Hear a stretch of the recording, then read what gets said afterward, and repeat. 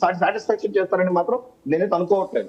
But at least నేను నా Polavaram point, Amaravati point, at least railway మన ఒక ఐ మీన్ వైజాగ్ పోర్టు గురించి కానీ ఓకే, నిన్న గతంతో పోల్చుకుంటే 50 కోట్లు తక్కువ ఇచ్చారు, నేను కదలట్లేదు. ఇంతకు ముందు పోల్చుకుంటే తక్కువ ఇచ్చారు మన యొక్క వైజాగ్ పోర్టుకి. బట్ అట్లీస్ట్ ఈ బడ్జెట్ కాకపోయినా నెక్స్ట్ బడ్జెట్ లో పెడతారు.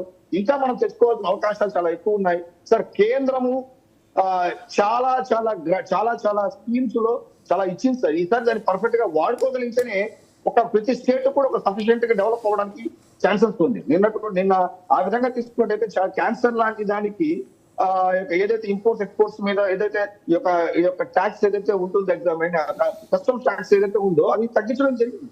సో దాని వల్ల మనం ఒక హెల్తీ పాయింట్ ఆఫ్ వ్యూ లో తీసుకున్నట్టయితే, కొంచెం హెల్త్ పాయింట్ ఆఫ్ తీసుకున్నట్టయితే కొంతమంది ఎంతో మంది బతుకుతారు ఒక క్యాన్సర్ మెడిసిన్ దాని మీద తగ్గడం వల్ల. సో నేను అనుకోవడం సార్, డెఫినెట్ గా మీలాంటి వాళ్ళు కానీ, లేకపోతే ప్యానల్ ఉంటే వాళ్ళకి కానీ, పోలవరం కాడు అమరావతి అనే 2 విషయాలు ఆంధ్ర రాష్ట్రం చాలా అవసరం. అది 2 చెప్పడం జరిగింది, చాలా సీరియస్ గా నొక్కి చెప్పడం జరిగినప్పుడు ఖచ్చితంగా అది గ్రాంట్ రూపంలోనో లేకపోతే మేము different companies, different finance institution ద్వారా వస్తుందో దాన్ని చర్చిస్తామని కూడా చెప్పాను. ఇంకా పూర్తి క్లారిటీ దాని మీద రావాల్సింది. సో నేనైతే మాత్రం ఏమంటే సార్, ఎంతైతే వాడుకోగలుగుతామో డెఫినెట్ గా ఆంధ్రాకి అయితే అంత వాళ్ళు ఇవ్వగలిగినారు. మహేష్ గారు సారీ ఫర్ ఇంటరప్షన్. ఇప్పుడు ఆల్రెడీ గత 5 సంవత్సరాల ప్రభుత్వము రాక్షసత్వంతో అక్కసుతోటి 14 లక్షల కోట్ల అప్పులు ఆంధ్రప్రదేశ్ని ముంచేసింది. మళ్ళీ ఇప్పుడు గ్రాంట్ రూపంలో వస్తే అమరావతి త్వరగా నిర్మించుకోవడానికి అవకాశం ఉంటుంది. డైరెక్ట్ అమౌంట్ వచ్చినట్టు గ్రాంట్ రూపంలో వస్తే, ఇప్పుడు వివిధ ఫైనాన్షియల్ ఇన్స్టిట్యూషన్ తోటి మనం సమకూరుస్తామంటే మాకు పరోక్షంగా అప్పు ఇచ్చినట్లేనండి. అది ఈ అప్పులో ఇంకా అప్పు పెంచడం తప్ప ఇంకా వేరే కాదు. అది తీర్చాల్సింది ముమ్మాటికి ఆంధ్రప్రదేశ్ ప్రభుత్వం, ఆంధ్రప్రదేశ్ చెల్లించాలా. ఇది గ్రాంట్ రూపంలో వచ్చింది, డైరెక్ట్ కేంద్ర ప్రభుత్వం రాష్ట్రానికి ఇచ్చినట్టు జరుగుతుంది. ఒకటి సమకూర్చుతాం, ఫైనాన్షియల్ ఇన్స్టిట్యూషన్ తోటి సమకూర్చుతామంటే మనకు అప్పు ఇచ్చినట్టు అవుతుందండి, అప్పు ఇప్పించినట్టు అవుతుంది.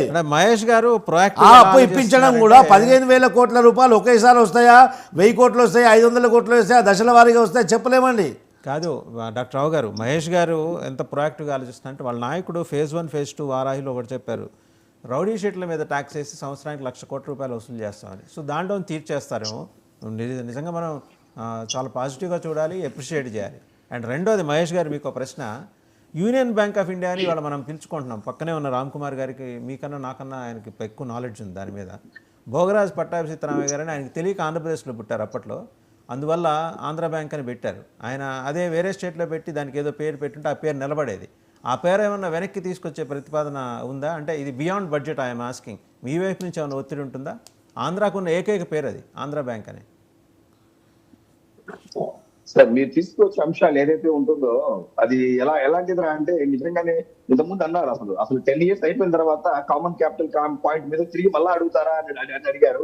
ఇప్పుడేమంటే యూనియన్ బ్యాంక్ ని ఆంధ్ర బ్యాంక్ పేరు తీసుకొస్తారా అంటున్నారు. ఇది మా పరిధిలోనో లేకపోతే మా పార్టీ పరిధిలోనో లేకపోతే అలా అలా అలా మీ పార్టీ పరిధిలో ఉందనలా మీరు ఒత్తిడి చేస్తే అవుతుందని చెబుతున్నాను నేను.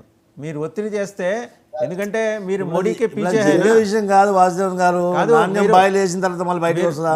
మీరు మోడీకే పీచే కదా, అందుకని మీరు అడిగితే వస్తుంది. మోడీకి పీచే సార్ అవన్నీ సార్. ఒకటి సార్, మేము అలయన్స్ లోకి వెళ్ళాము.